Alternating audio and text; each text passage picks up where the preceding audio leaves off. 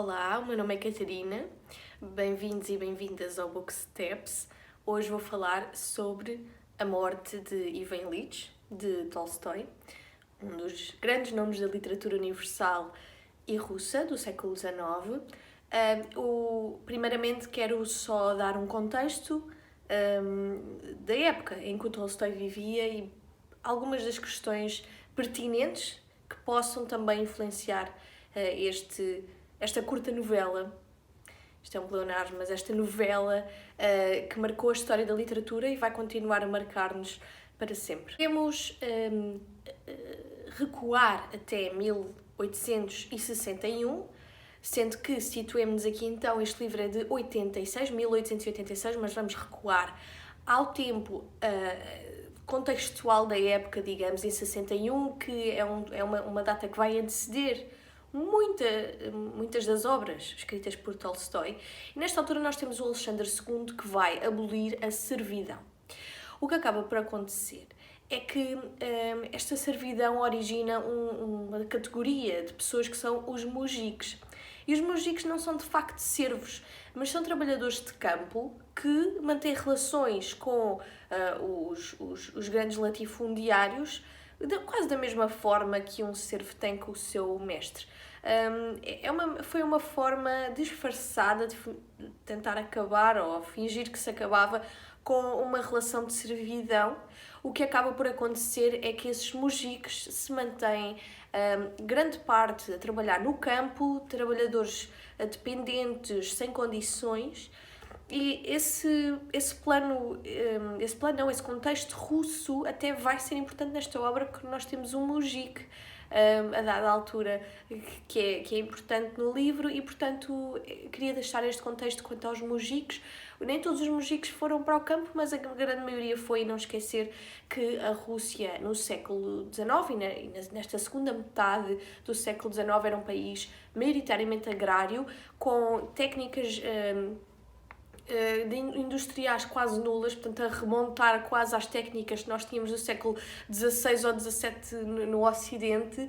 Portanto, outros países da Europa já estavam muito avançados industrialmente e a Rússia estava estagnada e iria continuar assim até ao início da Revolução de Outubro, onde depois a indústria cresceu, nomeadamente muito com Stalin, e portanto a Rússia estava numa quebra face aos outros países da Europa, o que era normal, visto que eles viviam sob a égide czarista, que era no fundo um império de um czar que não apostava no seu país, apostava talvez em conquista de territórios ou defesa dos territórios, mas não a melhorar a vida das pessoas. E portanto, era de facto, eram tempos complicados para quem vivia na Rússia e era pobre, obviamente. E se Lukács nos vai dizer que a escrita de Tolstói é paginada maioritariamente sobre o tema do explorador explorado, o facto é que Tolstói ele não nasceu pobre, muito pelo contrário, ele era de uma família bastante abastada para a época, incluindo, ele tem uma curiosidade, é que ele cresce numa casa, por causa do seu pai, com mais de 20 mil livros. 20 mil livros hoje em dia é algo extraordinário para se ter numa casa. Imaginem na Rússia czarista, onde o preço de cada livro era caríssimo. Portanto, Tolstói não cresce num ambiente pobre, muito pelo contrário, mas muitas vezes isso faz com que as pessoas também tenham mais ambiguidade para poder refletir sobre questões sociais, porque têm mais conforto, não têm de estar tão nervosas com, digamos, o futuro, porque têm algumas coisas asseguradas. Isso é interessante, o Tolstói de facto vai ser uma dessas pessoas. E uma nota é que o professor José Munir Nasser, ele é um professor de literatura brasileiro e foi através dele que eu me apercebi de uma questão, é que o Tolstói, por exemplo, nesta obra, diz leve, eu estou a traduzir em termos simplistas, leve Tolstói e não Leon. E o professor diz que realmente não faz sentido ir buscar ao castelhano Leon, porque leve é já o que significa leão. E, portanto, seria essa a tradução certa, correta, de se fazer, ou não tradução de se fazer, e, portanto, não faz sentido nós andarmos a dizer Leon Tolstói, apesar de estar muito disseminada essa tradução. Uma outra curiosidade acerca da vida do autor, do Tolstói, que nos parece importar também para falarmos depois desta obra, é o facto do Tolstói, a dada altura, ele teve um percurso muito interessante, eu até vos aconselho a ler sobre ele, mas no fundo ele, a dada altura, tem uma crise profunda, ideológica, religiosa, mesmo pessoal, podemos dizer mental, e ele distancia-se da família, vai viver para longe, um pouco isolado. Ele acaba por se tornar vegetariano, acaba por se vestir de uma forma mais normal, não, quer dizer, sim, normal para a Rússia. Portanto, a maior parte das pessoas eram camponeses, pobres, e portanto ele começou a vestir-se de maneira muito simples, quase para se enquadrar, começou a ligar muita importância às pessoas que não tinham o privilégio que ele tinha na Rússia.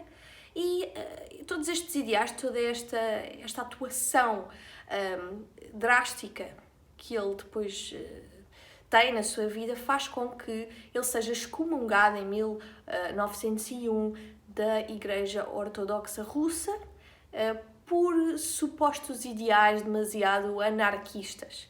Essa é uma curiosidade interessante que nos vai ser útil depois quando fizermos o apanhado final da obra. E é quando o Tolstói já tinha entrado nesta vida espiritual, porque ele era muito espiritual, tornou-se muito espiritual, ele escreve Ivan-Ilitch, uma história de uma transição de uma situação banal, de uma vida banal, para uma situação muito dramática, preocupante, severa, trágica, enfim, tudo isso. O que é que acontece? Nós começamos o livro com uma técnica que no cinema é conhecidíssima como flashback. A técnica que vai ser usada maioritariamente no livro é a analepse, portanto, o flashback, ou seja, nós partimos da morte do Ivan-Ilitch e depois é que recuamos para todos os factos que antecederam e construíram a base, não é, da vida do Ivan-Ilitch e o porquê de algumas pessoas terem algumas reações a quando da sua morte. O papel do narrador aqui em Ivan-Ilitch é de extrema importância porque é um narrador na terceira pessoa, omnisciente e omnipresente, que vai, no fundo, desvendar o que é que as pessoas estão a pensar quando Ivan-Ilitch morre, o que é que circunda o funeral, o que é que circunda as marchas fúnebres, as exéquias. Portanto, é importante que este narrador exista desta maneira, porque se não fosse ele, nós não iríamos compreender, ou pelo menos perceber, algumas das sugestões que as personagens dão logo no início, quando a morte do Ivan-Ilitch, porque de facto a morte dele despoleta algumas reações que se calhar nós não estávamos à espera. A questão é, depois o narrador recorre à analepse, voltamos ao passado do Ivan-Ilitch e vamos perceber realmente porque é que estas pessoas são tão frias. O Ivan-Ilitch levava uma vida que nós podemos considerar pequeno-burguesa, isto num plano marxista. Ele não tinha realmente meios de produção, mas ele era um homem com dinheiro, ele era juiz de instrução, que traduzindo, ele conduzia processos, a investigação, os inquéritos, ele fazia uma data de coisas no fim, depois para apurar se o criminoso era ou não criminoso ou criminosa. E era uma vida muito burocrática, muito estandardizada, banalíssima, como qualquer, digamos, funcionário público na altura. Os cargos de funcionários públicos para a elite, digamos, económica eram bastante... eram muitos, digamos, porque nós tínhamos uma Rússia que vivia de oligarquias, latifundiários, digamos, com uma economia maioritariamente, se não quase na totalidade, agrária, e portanto estes cargos eram comuns. Mas digamos que também, sejamos sinceros, o Ivan-Ilitch era um sortudo, era um pequeno burguês, digamos, era rico, podia comprar a sua casa de sonho, enfim, tudo mais. Mas ele também era uma pessoa que, para que isso tudo acontecesse, ele estava sempre na ânsia de subir de escalão na sua carreira, portanto esse era o objetivo primário dele. Mesmo que estivesse longe da família, ele podia estar sem qualquer problema. Ele acaba por casar com a sua mulher sem nutrir especial carinho por ela, muito pelo contrário, ele não tem, aquele casamento é forçado e por isso vai trazer também alguns problemas. O enredo natural de depois ter filhos também é algo forçado, não é que ele acho particular, não tem a particular afeição às suas crianças e em geral é toda uma vida robotizada como nós conhecemos e portanto nada mais do que para nós já é natural. Eu costumo dizer que o azar do Ivan Illich foi não ter conhecido o Billy Joel, ou pelo menos ter ouvido a música Viena do Billy Joel. E se vocês não conhecem essa música Viena de Billy Joel, então recomendo que ouçam, especialmente se gostarem ou quiserem ler este livro, porque é, no fundo, uma carta que nunca foi enviada a Ivan Illich. E que se o Ivan Illich tivesse ouvido, se calhar teria prestado mais atenção enfim, à sua vida. E a verdade é que Ivan Illich, vocês perguntam-se então, ok, tudo isso, e como é que ele morre? Bom, o Ivan Illich acaba por um dia sentir uma dor no ventre, acho que era do lado direito, não me recordo. Ele sente uma dor muito aguda e essa dor vai-se agudizando. E é uma dor que é... não é premonitória, ela é explicativa. É uma dor explicativa. O Ivan Illich, ele vivia uma vida sem confrontações, sem problematizações. E esta dor vai trazer-lhe toda a carga sentimental, digamos, que um problematizador tem, que é, ele vai começar a fazer introspeção. E isso ele nunca tinha feito. Aqui entramos na temática que eu considero mais interessante, se não uma das mais interessantes deste livro, que é a morte.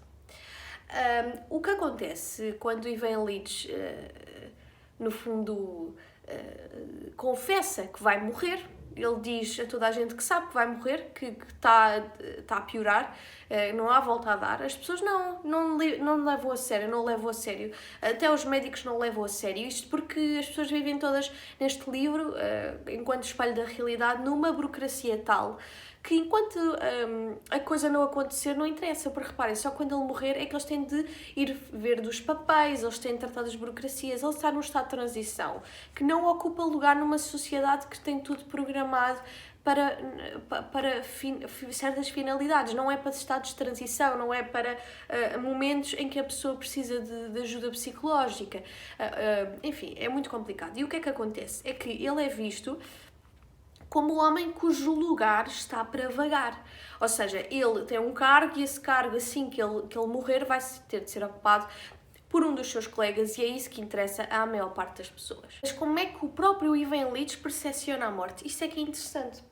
É que o Ivan Illich, ele faz o que muita gente faz, que é ver a morte como algo longínquo, algo que só toca aos outros. Então a morte acaba por ser uma figura abstrata que virá a seu tempo, mas nunca, não é algo concreto, não é algo que possa acontecer no futuro próximo. E nessa medida a morte é algo impessoal. É que apesar da mortalidade ser algo presente no cotidiano, portanto é algo natural, é algo que acontece a toda a hora, a todo minuto no mundo, Ivan Illich via a morte como algo que caberia só aos outros.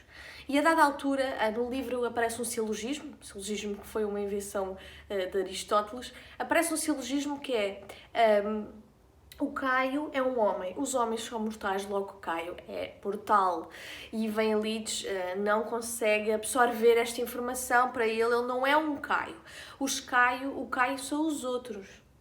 E esta é uma das maiores dificuldades que ele vai sentir, que é como é que ele vai processar a ideia de que ele afinal é um ser banal como os outros que também pode morrer antes de tempo.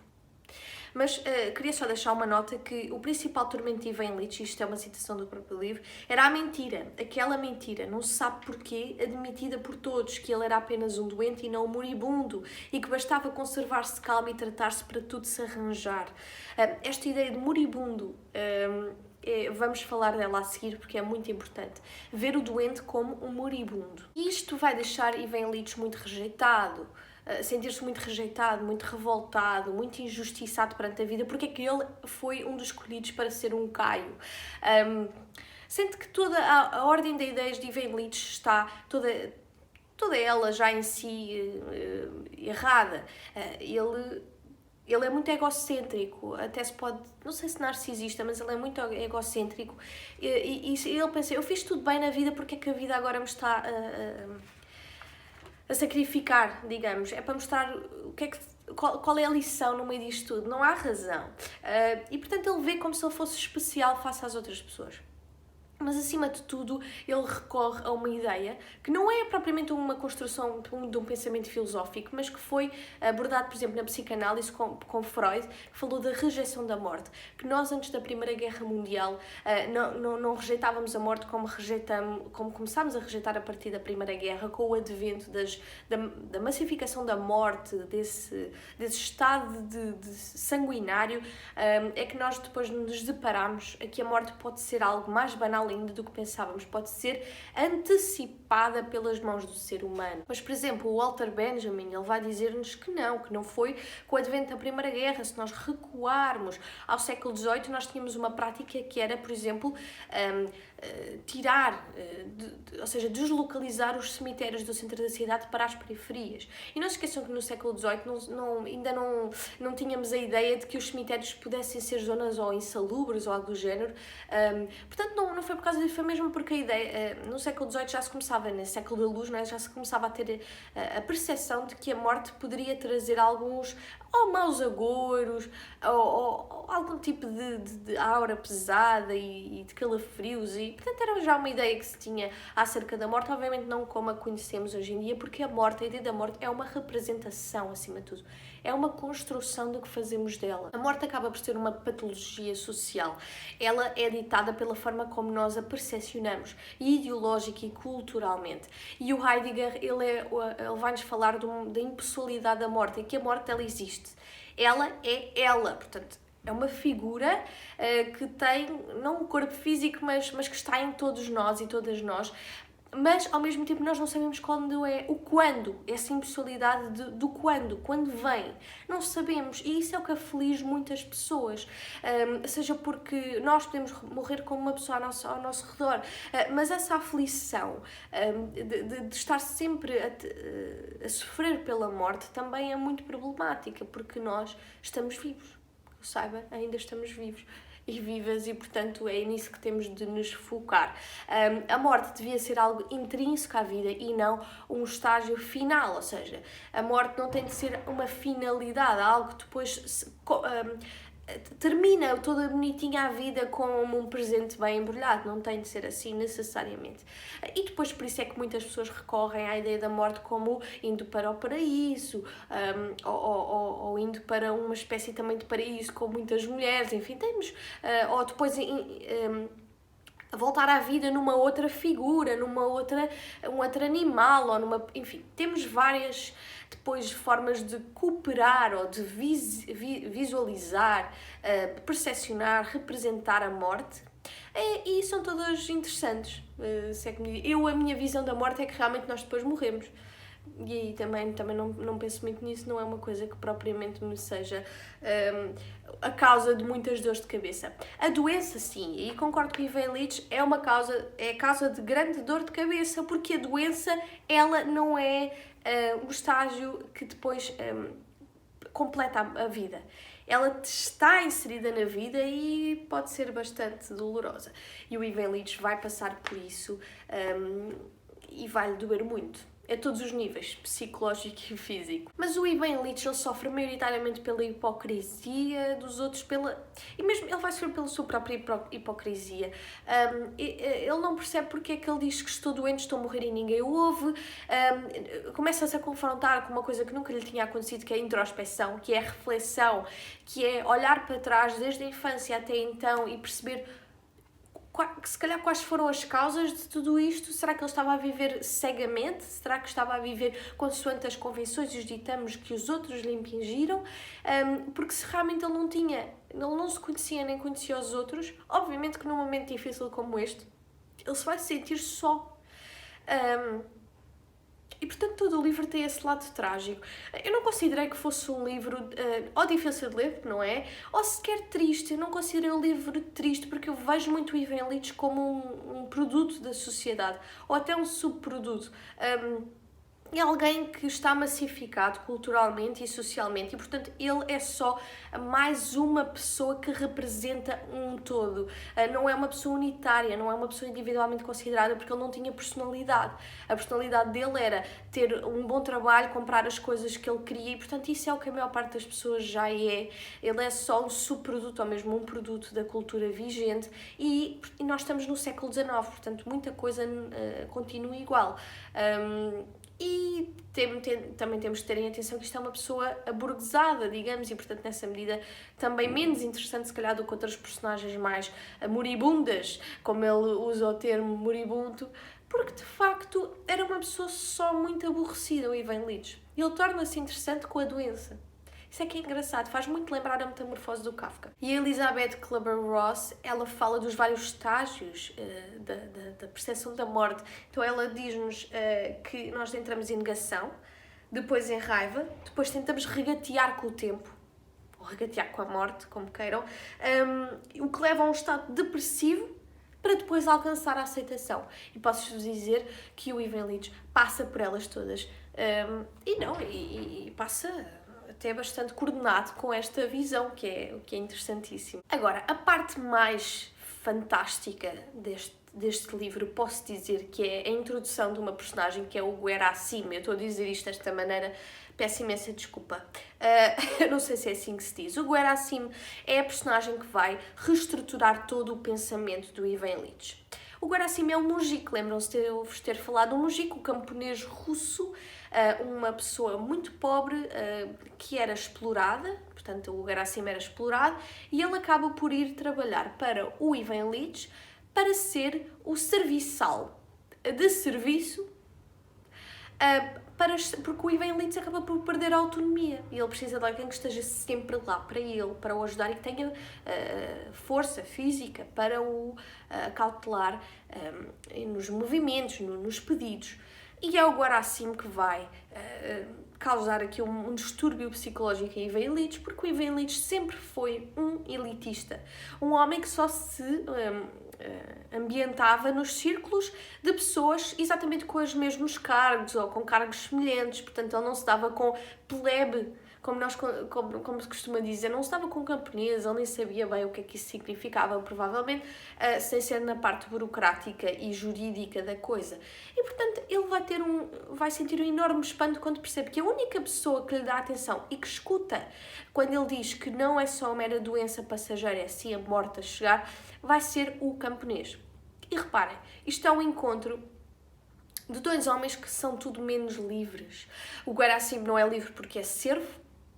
Pronto, servo não, porque já tinha sido abolido, mas é um servo pós-abolição, é na mesma um camponês que é domado pelos latifundiários, enfim.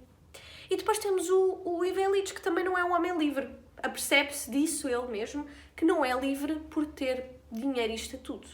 Se calhar está ainda mais preso, mas são amarras psicológicas e não tanto económicas e financeiras e isso, eu sendo sincera, não gosto que romantizem a pobreza e, portanto, um homem com dinheiro, por mais amarras que tenha psicológicas, nunca será um servo moderno ou o que seja, porque a pessoa pobre estará sempre em situação de inferioridade, porque ela não pode depois ter os meios para a reflexão profunda e para sair de... Enfim, vocês entendem o que eu estou a dizer. Não romantizem a pobreza, por favor. Pronto, e este encontro de Gerasim com o Ivan Illich é fabuloso. O Gerasim ele vai cautelar todos os pedidos do Ivan Illich. O Ivan Illich vai pedir que ele levante as pernas ao alto dos moinhos, porque assim não lhe dói tanto. Enfim, é muito engraçada a relação que eles têm um com o outro, devo-vos dizer. Porque até o médico dizia que os sofrimentos físicos de Ivan Illich eram terríveis, mas os seus sofrimentos morais eram ainda mais horríveis. E eram sobretudo eles que o torturavam. Portanto, os médicos não acreditavam que o Ivan Illich estivesse realmente doente, mas o Guerassim sim. E, portanto, esta é uma figura muito importante na obra. Isto tudo que eu falei sobre o homem explorado e o explorador tem um substrato importante porque a postura pública do Ivan Illich é qualquer coisa. O Ortega y Gasset ele vai falar de uma coisa que é o estado de imersão, que é um modo indiferenciado de ser, chama-se estado de alteração. E o que é que isto significa? Significa que o Ivan Illich ele vive sob os contornos, sob o que o rodeia, sob o costumeiro. Ele não tem demandas próprias, as demandas dele são as demandas dos outros que o rodeiam. Ele é uma pessoa inserida num conjunto, ele não é o seu próprio protótipo, a sua diferenciação face aos restantes. O Ivan Illich é só mais uma pessoa igual às outras do seu meio. E, por exemplo, eu estudei na Faculdade de Direito e posso-vos dizer que o que não faltou foram Ivan Illich. Eu olho para trás e vejo a maior parte dos meus colegas eram Ivan Illich.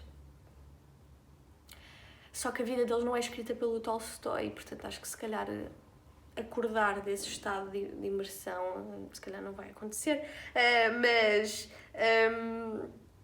enfim, nós trazemos aqui muito uma componente que é isto do Ortega y Gasset, este estado de imersão, este estado de alteração, é um estado em que uma pessoa vive submersa pelas chamadas amarras da vida, como o Spinoza tanto falou, destes afetos passivos, tudo o que nós fazemos, é por causa da influência que os outros têm em nós, do facto de nós não nos conseguirmos dissociar do todo, termos a nossa própria suposta liberdade individual, porque nunca será completamente livre, nunca seremos completamente livres, vivemos num conjunto, lá está, mas podemos nos distanciar. E o Guerassim, por exemplo, é uma figura que se distancia absolutamente daquele conjunto de pequeno-burgueses, e isso vai trazer uma confrontação na vida do Ivan Illich, mas grande parte da confrontação ele tem por si através das repercussões que uma doença que ele não consegue nomear tem na vida dele. E o facto das pessoas descredibilizarem o que ele sente, acharem que é tudo foro psicológico. Enfim, isto é engraçado porque muitas vezes na literatura é exatamente o contrário. A pessoa tem um problema psicológico e as pessoas acham que é físico e depois desconsideram o problema psicológico. Aqui não, aqui é uma mistura dos dois, digamos, porque esta dor física ele não sabe o que é, os médicos não conseguem perceber o que é, e, portanto sabemos que o sistema nervoso e tudo mais está muito ligado também a certas dores. Enfim, isto é tudo muito interessante e o Albert Camus também nos vai falar disto. Qual é o significado da vida? Nós andamos aqui em busca do quê? Será que é preciso mesmo encontrar um significado? A vida é para ser encontrada ou a vida é para ser vivida? Nós andamos sempre atrás de qualquer coisa que nos vendem como o ideal concreto da nossa natureza, que será o consumo, a ostentação. Nós temos sempre de ter mais e mais e mais e, portanto, nesta senda competitiva, o advento do capitalismo também tem o seu quê de relevância neste sentido e, portanto, toda esta conversação é infindável. Não é para aqui que eu vim falar do Ivan Illich, porque são conversas que nós teremos futuramente com outros livros, certamente. E, portanto, só deixar isso assente aqui, que muitos filósofos falaram da maneira como nós vivemos a nossa vida, não só como percepcionamos a morte, mas como vivemos a nossa vida em constante estado de massificação. Somos produtos de uma cultura, uns mais que outros, obviamente, que nos impele a massificar as ideias, a perseguir os mesmos fins.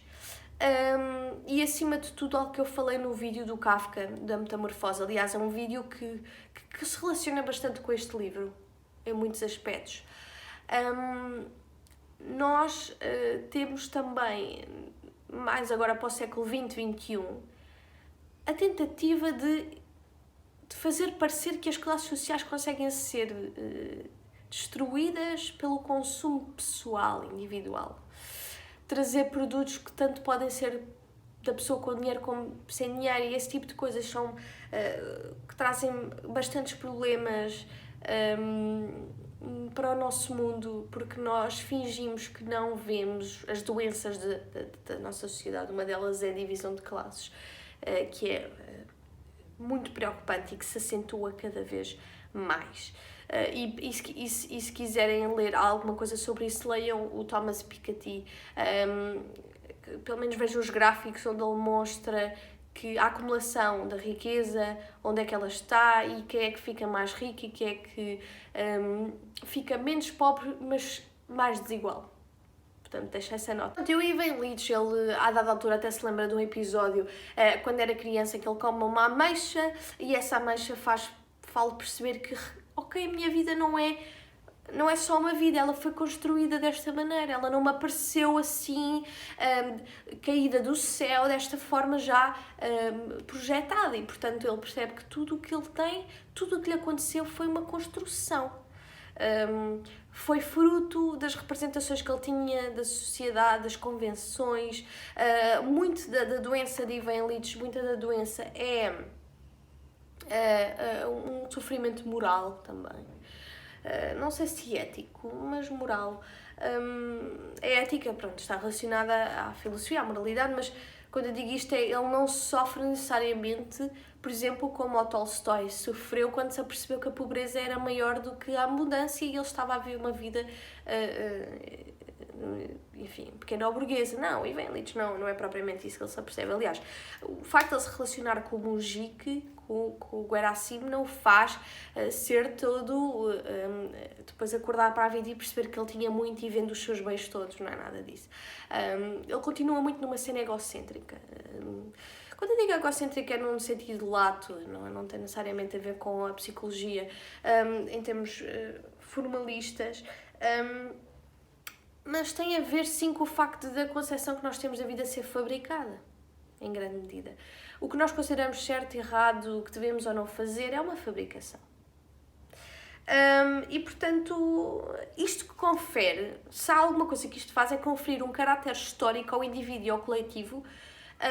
Este caráter histórico tem muito a ver com estas representações que nós fazemos da vida e da morte. Não percebemos que se calhar o facto de nós não desconstruirmos as visões que temos em relação a certas componentes do dia-a-dia fazem com que nós sejamos nada mais do que um todo. Somos todos iguais. Não é triste? Eu acho. Aliás, o Ivan Illich, ele passa a vida dele, por exemplo, quando não está no trabalho ou com a família, a fazer coisas banais. Ele está a jogar um jogo que é o Whist, com os amigos, que é um jogo de cartas. Nesse jogo, ele espelha e repercute exatamente tudo o que faz no resto do tempo, mas no jogo.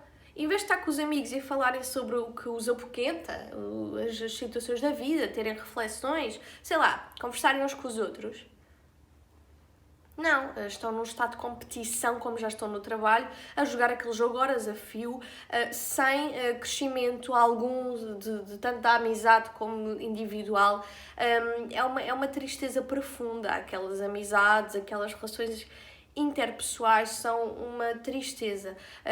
Ninguém ali pensa que amigos não é conveniência, não é ocupar vazios existenciais, é trazer vazios existenciais, é trazer conversa, é trazer apoquentações, é trazer inquietações. Isso é importante numa relação, porque senão para que é que ela serve, não é?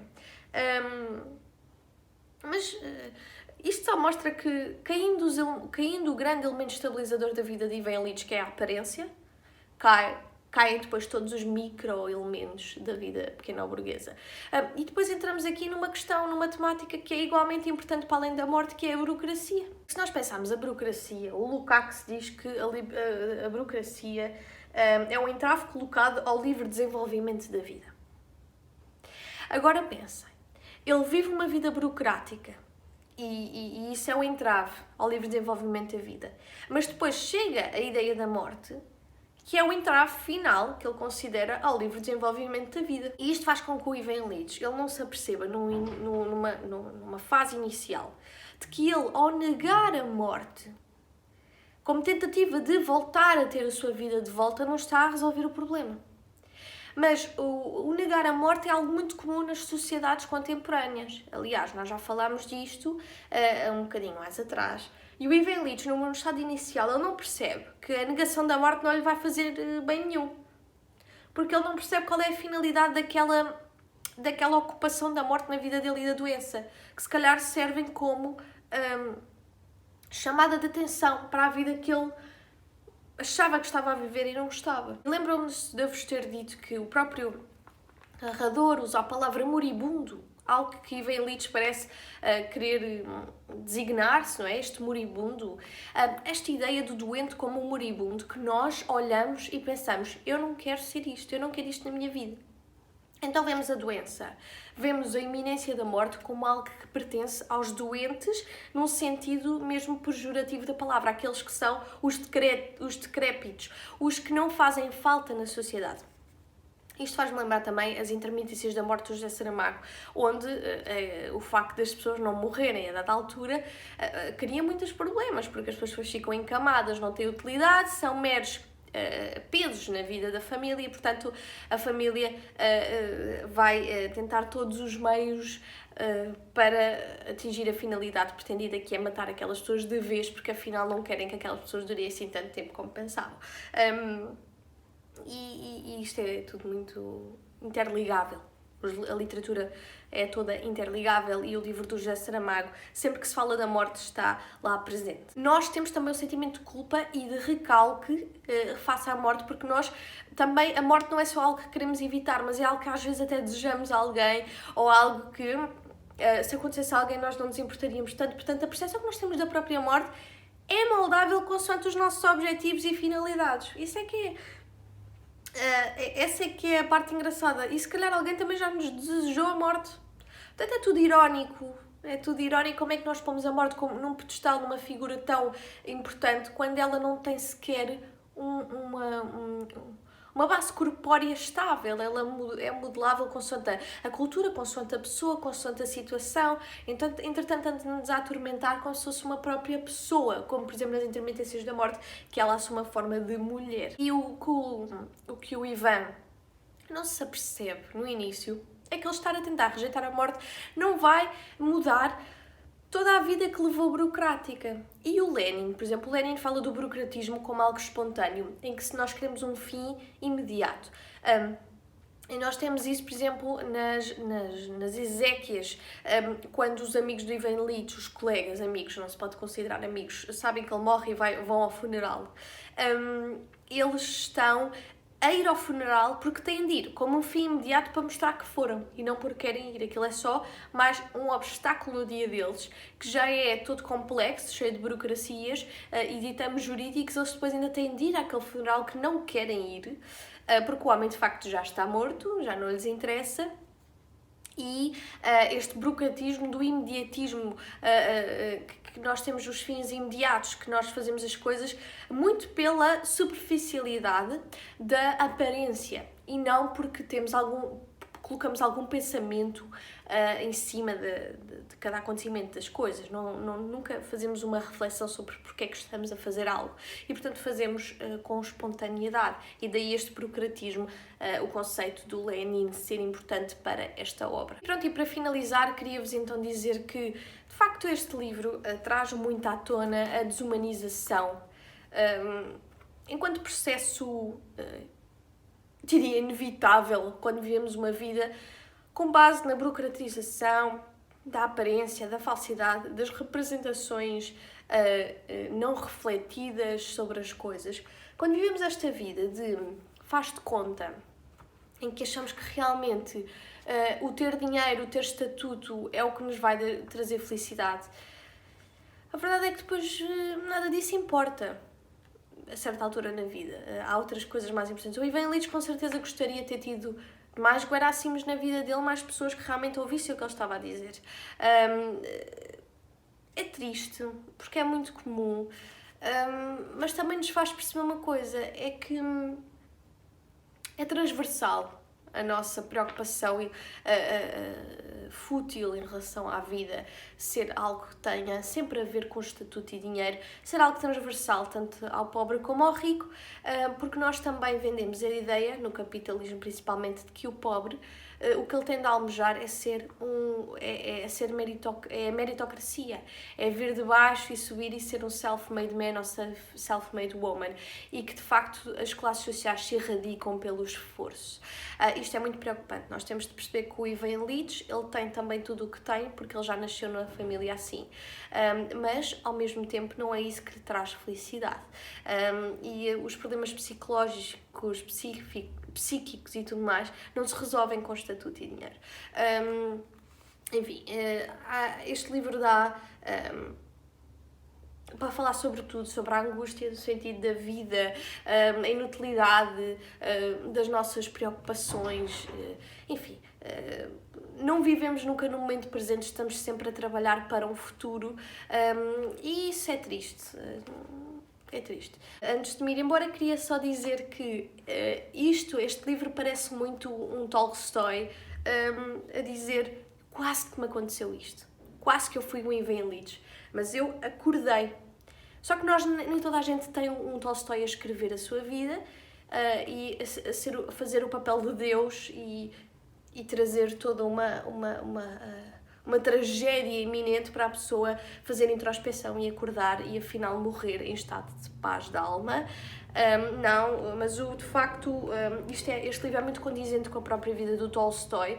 Queria deixar essa nota. O Tolstói era um pouco um Ivan Illich e depois apercebe-se que nada daquilo fazia sentido, apercebe-se muito mais cedo do que o Ivan Illich e não precisa que seja a morte a fazê-lo por ele, mas é como se que uma carta do jovem que o Ivan Illich, que o Tolstói manda ao Tolstói jovem, ou se calhar até ao próprio Ivan Illich, mostrar que qualquer um pode cair nesta esparrela de viver uma vida tão fabricada como o Ivan Illich.